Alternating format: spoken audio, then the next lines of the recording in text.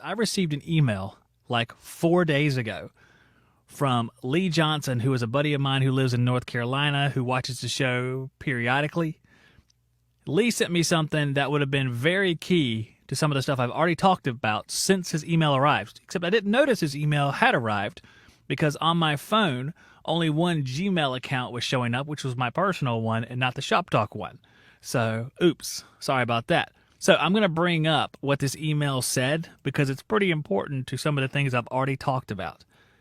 And it was from it's from the State Board of Examiners of North Carolina, and I'm going to bring it up, and this is what it said.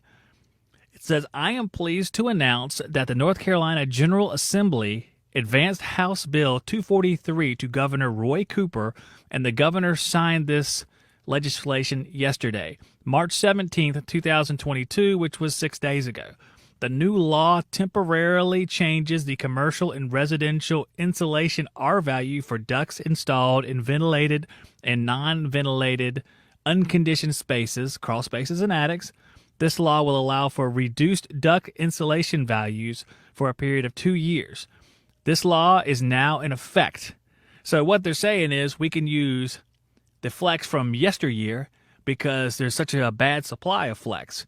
Hey, that's great news.